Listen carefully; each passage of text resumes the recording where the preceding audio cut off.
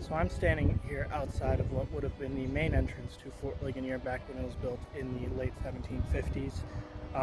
This area I'm standing in right now is what would have been the staging area for any new troops, wagons, supplies, any of that kind of stuff coming in. There would have been a guard standing right behind me near that post that's right there. That's actually one of the sentry boxes they have. They have a few of those located around outside the fort. That's where the guards would have stayed when the weather was bad or it was cold, stuff like that.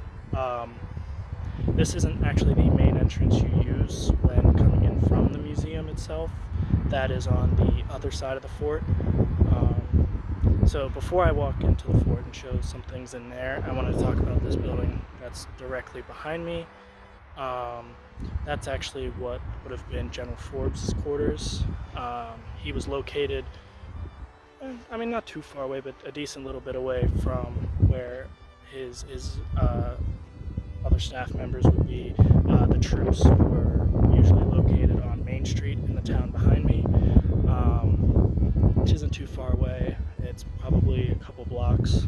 So General Forbes was pretty sick by this point in his life from the traveling all the way across Pennsylvania along the Forbes Road, and he was suffering from cancer at this time, along with a couple other diseases that would eventually take his life in late 1759.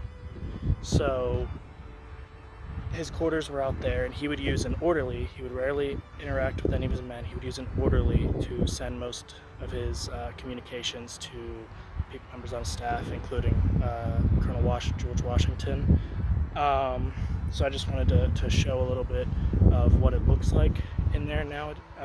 Now they have pretty much rebuilt the fort as it was back in the 1750s. They found blueprints in England that they used to rebuild the fort in its exact location, as exact as they could possibly get, along with archaeological digs that discovered where different buildings were located. And I'll show a couple of those that they found parts of the buildings for.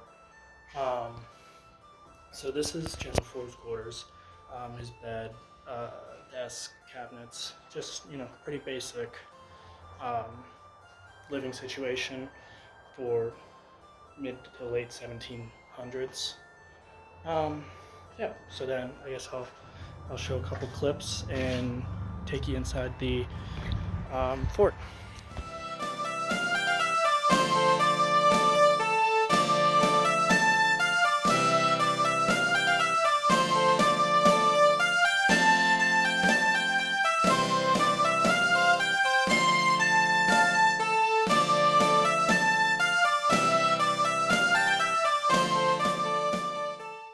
So I'm here in one of the two quartermaster buildings here at Fort Ligonier.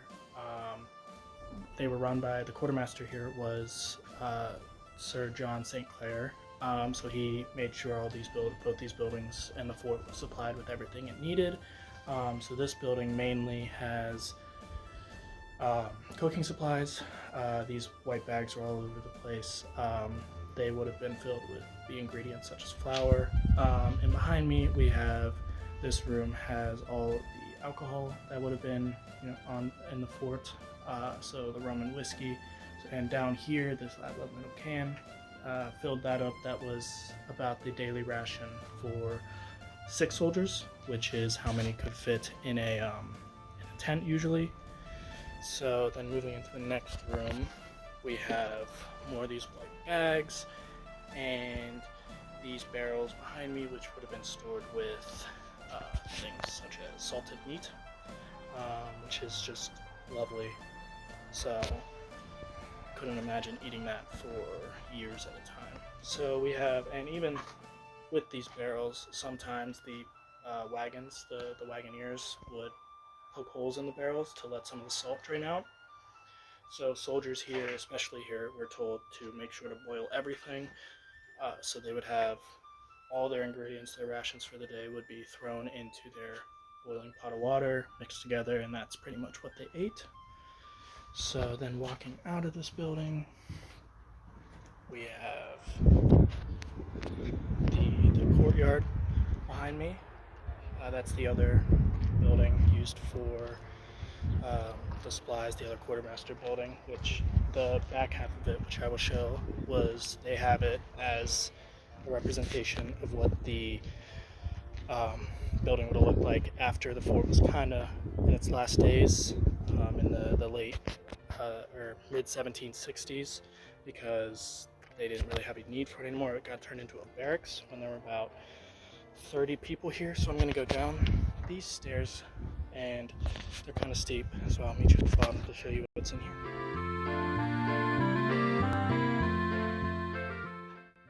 So down here is what was the powder keg of the fort, where they stored all the gunpowder, the cannon powder, everything like that.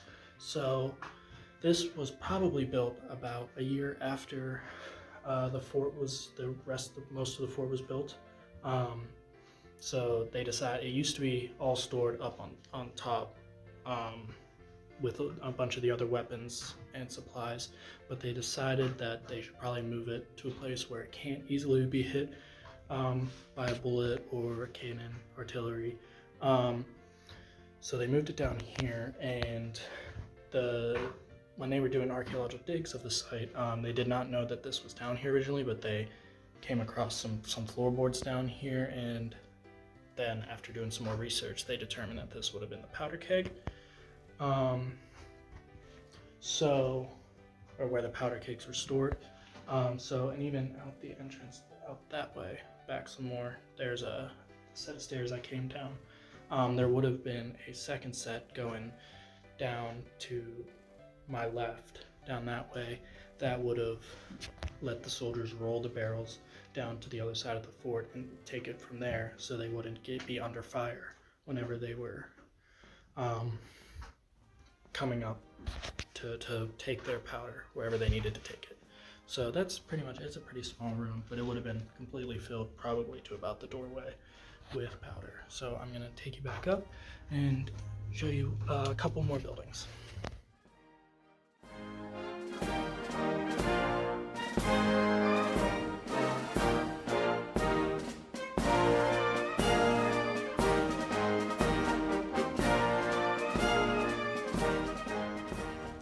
So this building I'm in now is the officer quarters here at the fort. So there's 3 beds in here. This is where all the commissioned officers and George Washington, who was a non-commissioned officer at the time, would have stayed. So they have the highest ranking officer here would have been over there, and this bed directly behind me would have been Washington's most likely. And there's one more for the other officers, another officer that would have been here. So in here, there's, they have a couple nicer things, some storage compartments. They actually have beds instead of just bed mats like normal soldiers would have had. There's a table with a couple maps on it, including one that would have shown kind of the Ohio Valley, stuff like that, like Western PA. So yeah, that's pretty much all that's in here. Let me take you back out here. Like I said, here's the corridor right behind me that kind of shows there's the entrance. There's the other quartermaster buildings.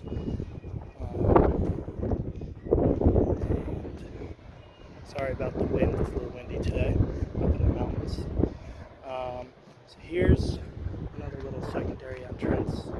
There's another entrance down there. So there's the interior walls, and then there's exterior walls with a bunch of artillery set amongst them that I will show. This building down here I'm heading to was the officers' mess hall.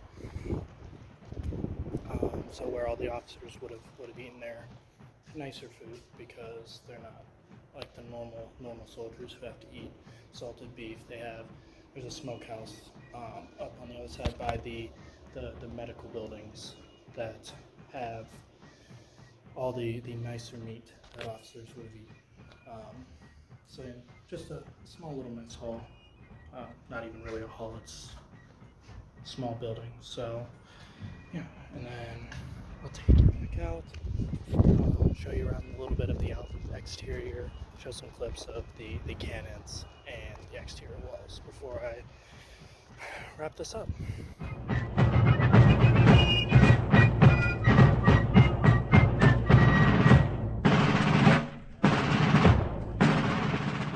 So this last place of the fort that I wanted to show was the main entrance into the main section of the fort. There's still these outer walls with the cannons on them behind me.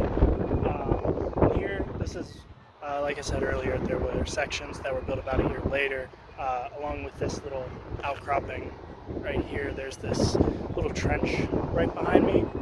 It was built, like I said, about a year after, because they felt they needed more protections, because up on the hills and ridges behind me, there, a few hundred French and Indian soldiers were up there who would every once in a while come and threaten the fort.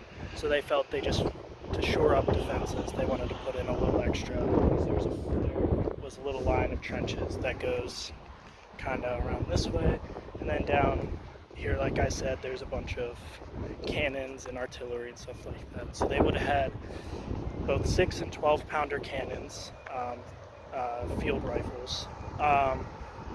So they could, the 12 pounders could fire a very far distance, so easily up onto the hills where the enemy soldiers, French and Indian soldiers, would have been. They also had mortars, a bunch of mortars, some smaller like little hand cannon things up on the very top that were used if anyone got close, but no one really got close enough. There's a little creek over there across the road, so across that creek is where all the cattle and horses would kind of graze, and mainly that's what the French and Indian soldiers would attack. So yeah, there's just little pieces with little plaques and stuff that kind of just describe what they are, what they would do. So like the mortars would explode over the heads of the soldiers, the cannons, and other things. From what they really say here, cannons weren't used that much. It was mainly mortars, because no one really ever got close enough to really warrant anything else. Kind of up that way, there's a little thing of medical things and medical buildings. So, but there's not much there. There's a couple tools and stuff, the typical 18th century medical things. So, and then right here we have the entrance and the museum right behind. So yeah, that's pretty much Fort Ligonier. Very, very interesting place. Definitely recommend a visit.